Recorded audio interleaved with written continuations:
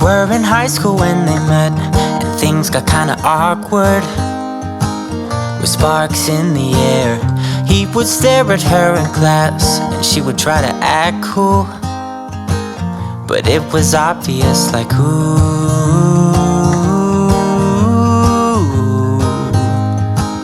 they would be together, ooh.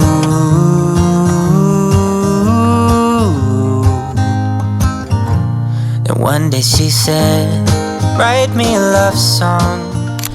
Oi, sejam bem-vindos a mais um vídeo aqui no canal. Estou aqui no pós-almoço, tentando recolher forças para levantar e fazer as coisas que eu tenho nessa sexta-feira.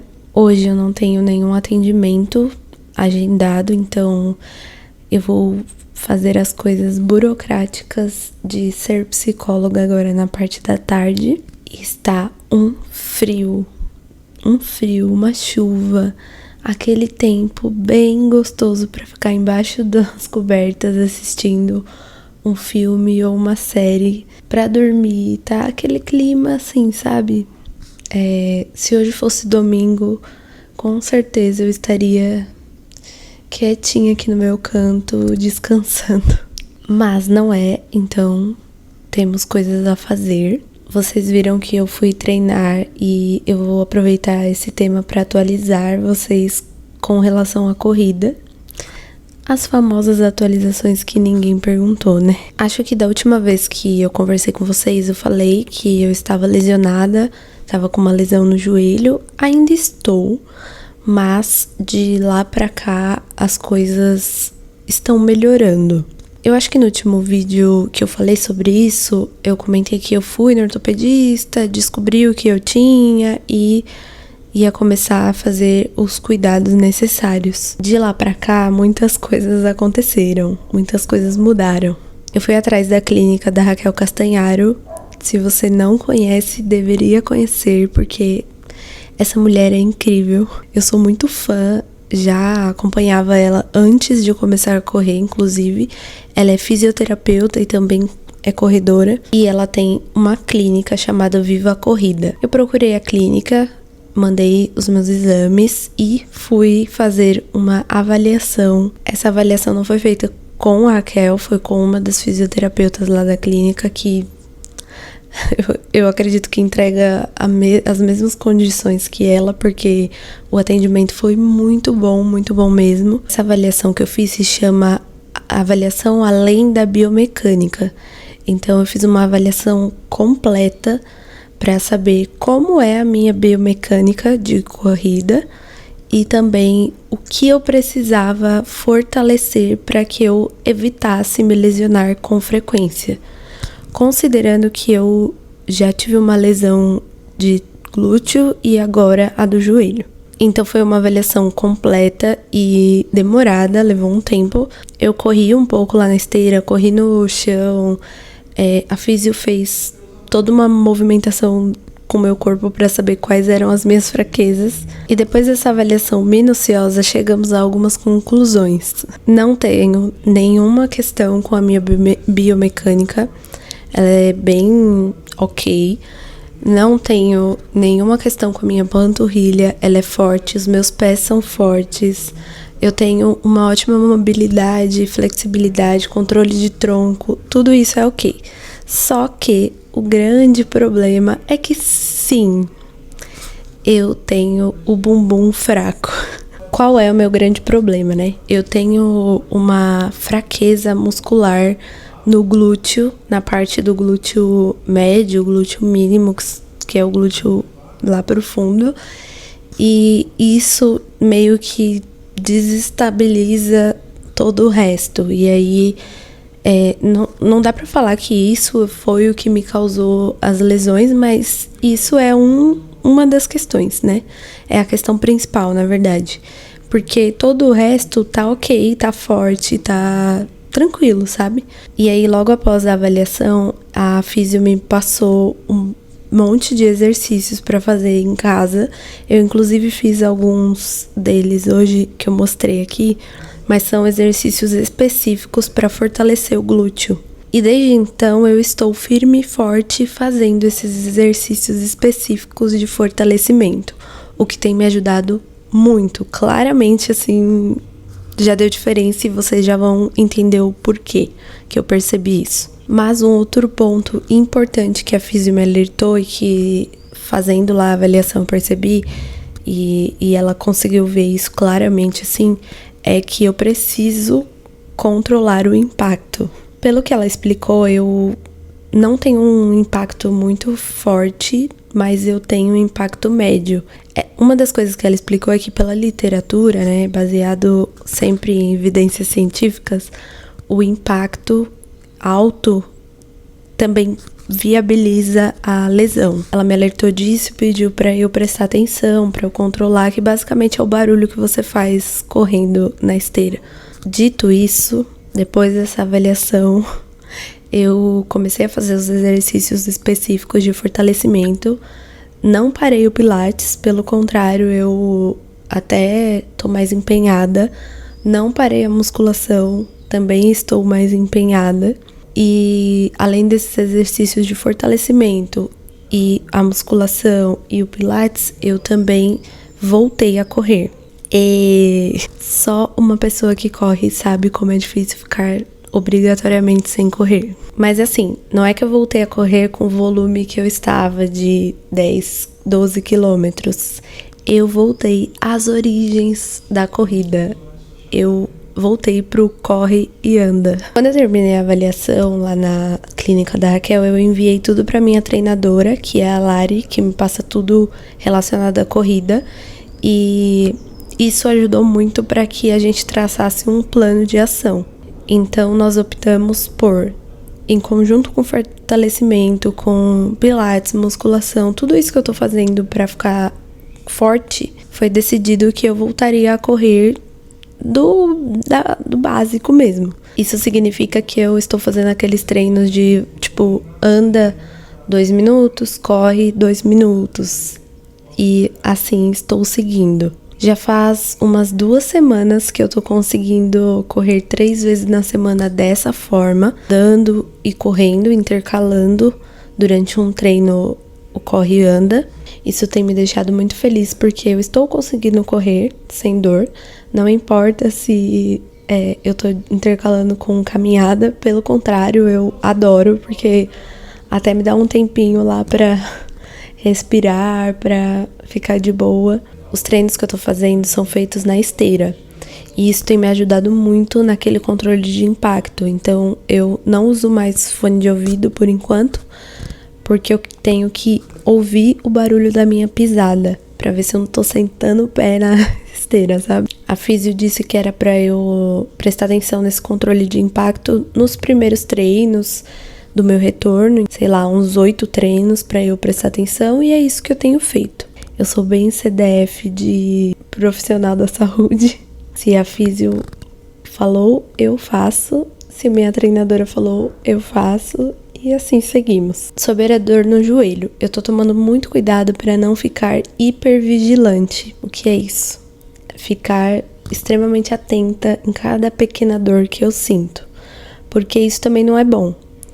É bom a gente se perceber, a gente prestar atenção nos limites do nosso corpo, mas não é bom eu ficar completamente assim, a palavra é hipervigilante mesmo, pra essa dor, porque senão qualquer sinalzinho que seria uma dor natural ali do processo, eu já ficaria assim, estressada e chateada e prestando atenção constantemente. As orientações são: presta atenção, fortalece e segue a vida. Basicamente, na corrida acontece muito isso. Você corre, aí acaba que machuca, fortalece e volta.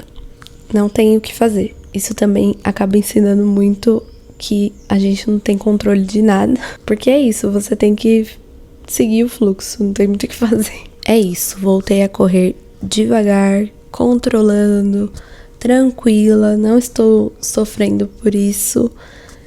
E vamos acompanhando as cenas dos próximos capítulos. Eu queria falar sobre isso pra vocês até para eu deixar registrado para um futuro na corrida. E eu acho que no esporte, de modo geral, principalmente pra gente que encaixa o esporte na vida e não a vida no esporte, é importante a gente entender que é isso, são fases, uma hora você tá super bem, outra hora não, e faz parte. Acho que registrar isso também vai ser importante pra mim lá pra frente.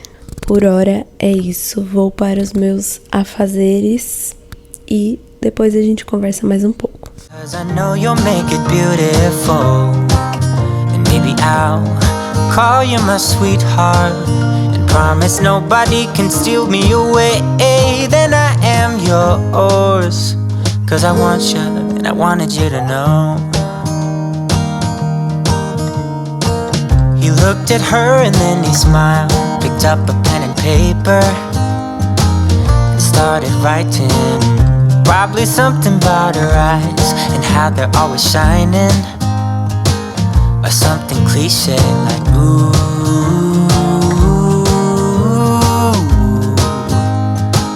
Baby, I only want you.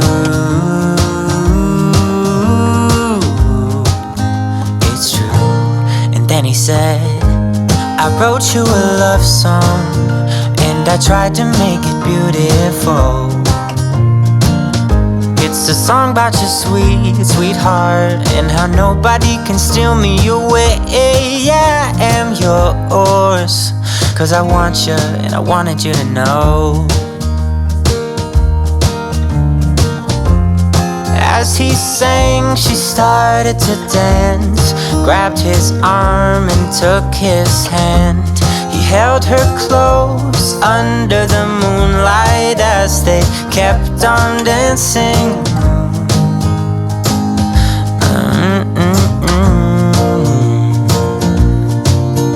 And now they're singing their love song, and they sing it kind of beautiful, calling each other sweetheart. I promise nobody can get in there. Hora do meu chá da tarde. Eu sou assim, caiu uma gotinha do céu, já estou fazendo meu chá. Eu amo chá, mas principalmente chá de camomila. Então qualquer oportunidade, estou tomando chá de camomila. Pra mim, nada melhor que um chazinho nesse tempo chuvoso e de frio. Agora eu quero falar com vocês sobre isso aqui. Essa perturbação na minha cabeça.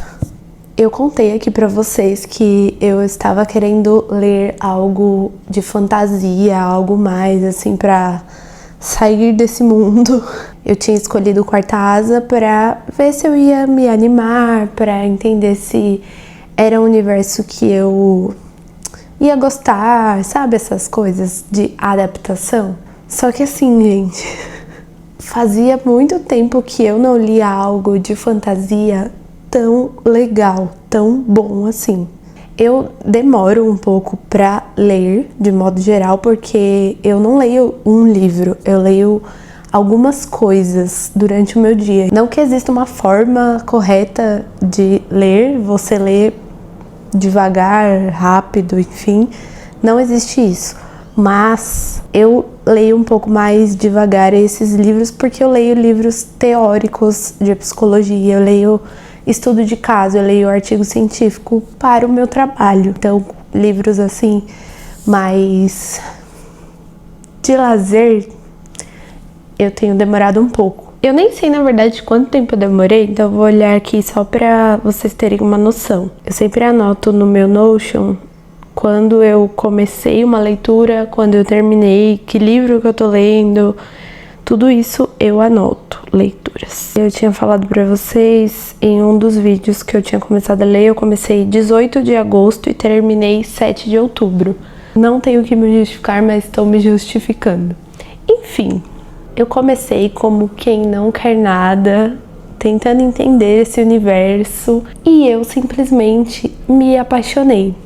Eu já tinha lido outras coisas da Rebecca Yarros, mas eu estou obcecada. Essa é a verdade. Quando eu estava acabando o Quarta Asa, eu já comprei o segundo, porque que é esse aqui, ó. Chama de Ferro.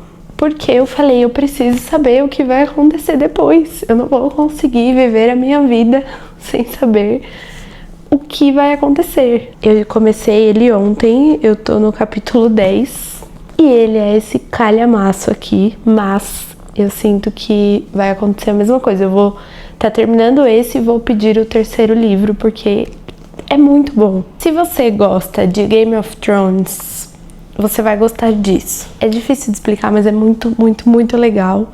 E realmente prende a atenção. Eu estou amando. No começo eu estava achando meio difícil de entender o universo, porque tem muitos detalhes, principalmente detalhes de localização, de mapa, de cidades, de lugares assim. Então eu tenho uma dificuldade com essa parte. Conforme você vai lendo, tudo vai fazendo sentido. Agora eu já estou querendo que alguém faça uma série sobre esses livros.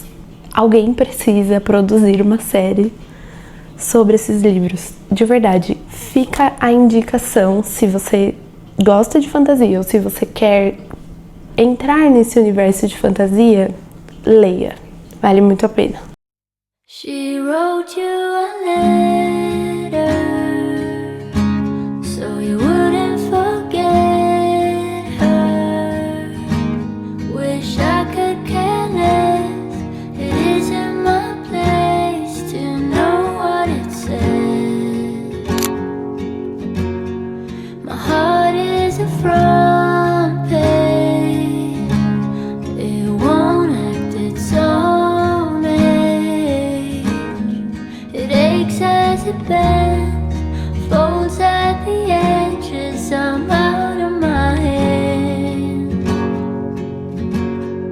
Say that we're fine and all, 'cause we are. Where's that confidence for someone who finds it hard to remember? Where's that common sense? And now I wish to forget like normal people forget.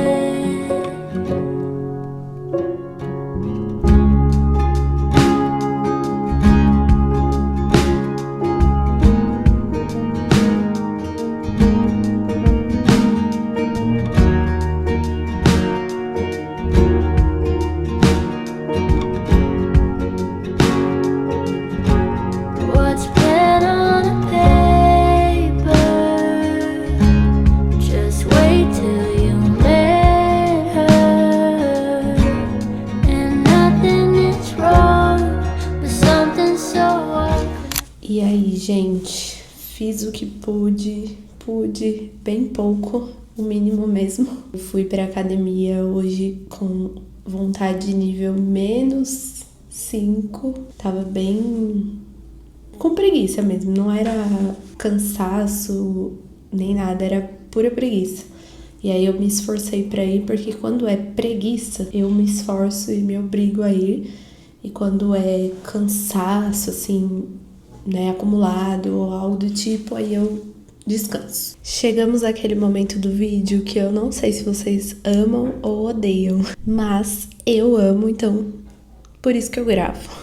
Que é o momento da reflexão de coisas que ficam matutando aqui na minha cabeça. Ontem eu li uma frase em alguma publicação, em alguma coisa lá do Pinterest, que me fez refletir bastante, e aí eu quis trazer aqui pra gente conversar. À medida que você vai amadurecendo, percebe que tá tudo bem viver uma vida que o outro não compreende.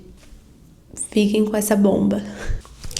Eu fiquei pensando como isso é algo real, porque por muito tempo a gente se esforça e acaba até sofrendo para viver uma vida que o outro entenda. Eu não sei se isso já aconteceu com vocês, mas definitivamente já aconteceu comigo. Eu acho que é por isso que essa frase bateu diferente aqui em mim, sabe? É como se a gente quisesse que as nossas escolhas parecessem certas, que os caminhos que a gente vai escolhendo com o passar do tempo faça sentido para as outras pessoas, para os familiares, os amigos, as pessoas do trabalho. E aí, sem perceber, a gente começa a se explicar demais. A gente começa a explicar cada mudança, justificar cada escolha, como se de alguma forma a vida precisasse ser validada por alguém. E dificilmente essa validação vem da própria pessoa, ela quer a validação do outro. Só que eu tenho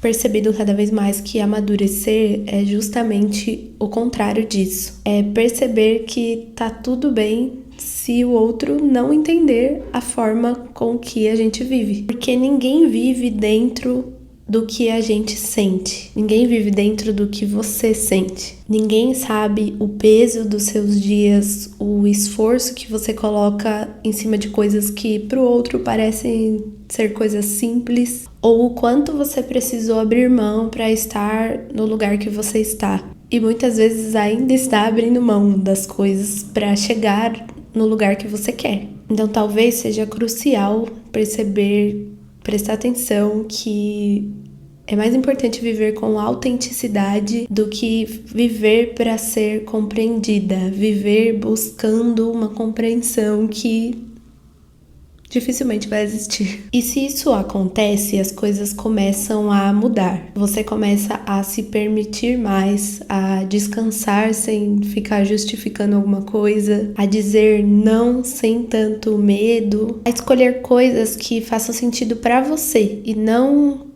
para o outro. Porque a verdade é que para o outro, muitas coisas que a gente faz, muitas coisas que a gente vivencia, vai ser estranho mesmo. Ninguém tá calçando os nossos sapatos, ninguém tá vivendo a nossa rotina ou trabalhando no nosso trabalho, se relacionando com as pessoas que a gente se relaciona.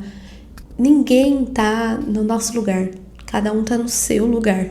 Então, as escolhas muitas vezes vão ser estranhas aos olhos do outro. E é óbvio que isso vai causar desconforto no começo. Procurar viver dessa forma vai gerar um desconforto ali, porque a gente aprendeu a buscar validação o tempo todo, a ficar cabendo nas expectativas alheias. E isso acontece porque quando você começa a escolher o que é seu, parece que você tá errando de todas as formas possíveis. Mas a verdade é que não tá.